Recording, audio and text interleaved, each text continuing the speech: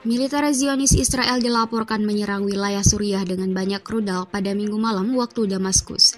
Serangan udara dari daratan tinggi Golan yang diduduki Zionis itu hanya berselang beberapa hari setelah militer Amerika Serikat menyerang wilayah negara itu dengan 2 jet tempur F-15. Media pemerintah Suriah Sana pada Senin 1 Maret 2021 melaporkan sistem pertahanan udara setempat telah menembak jatuh sebagian besar rudal musuh yang menargetkan area di luar Damaskus. Media itu menyebut serangan dilakukan Zionis Israel meski negara Yahudi itu menolak mengonfirmasi. Menurut laporan Sana, rudal-rudal Israel diluncurkan menuju ibu kota Suriah sekitar pukul 22.00 waktu setempat. Laporan yang mengutip sumber militer setempat mengatakan beberapa proyektil diyakini telah mencapai darat. Sumber itu mengatakan bahwa sistem pertahanan rudal negara itu menjatuhkan sebagian besar rudal musuh. Sana juga menerbitkan beberapa video yang menunjukkan intersepsi rudal-rudal musuh di langit malam di atas Damaskus. Israel secara rutin menyerang wilayah Suriah dengan dalih menyerang target Iran di sana. Sebagai aturan, Tel Aviv tidak mengomentari serangan lintas batasnya ke Suriah, menganggapnya sebagai bagian dari upaya untuk menghalau Iran mendapatkan pijakan di negara yang dilanda perang itu. Sebelumnya, pada pekan lalu serangan udara Amerika Serikat diklaim Pentagon telah menghancurkan beberapa infrastruktur di Suriah yang digunakan kelompok milisi pro-Iran. Serangan atas perintah Presiden Joe Biden itu dengan dalih balas dendam atas rentetan serangan roket terhadap pasukan Amerika di Irak. Atas arahan Presiden Joe Biden, pasukan militer Amerika Serikat awal malam ini melakukan serangan udara terhadap infrastruktur yang digunakan oleh kelompok militan yang didukung Iran di Suriah Timur, kata juru bicara Pentagon Johnny Kirby dalam sebuah pernyataan.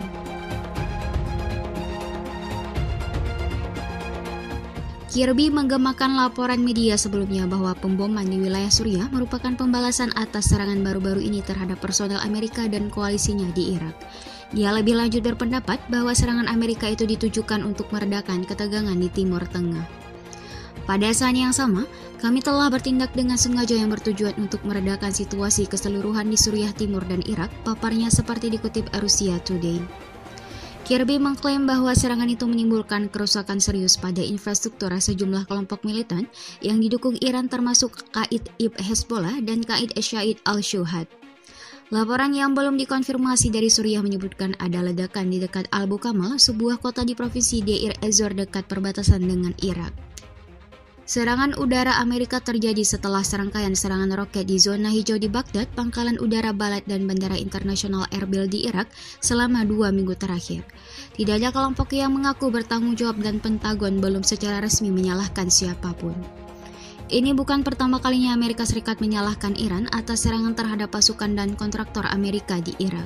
Setelah serangkaian serangan roket di zona hijau di Baghdad, pemerintahan Donald Trump menargetkan milisi Kataib Hezbollah dan unit mobilisasi populer Syiah atau PMU yang berpuncak pada serangan terhadap komandan pasukan IRGC Iran, Jenderal Qasem Soleimani oleh drone bersenjata pada Januari 2020. Joe Biden sendiri memimpin paduan suara dari Demokrat yang mengecam langkah Presiden Donald Trump pada saat itu dengan mengatakan dia melemparkan sebatang dinamit ke dalam kotak yang mudah terbakar. Ketua DPR Nancy Pelosi saat itu juga mengatakan serangan terhadap Soleimani beresiko memprovokasi eskalasi kekerasan yang lebih berbahaya dan dilakukan tanpa otorisasi Kongres.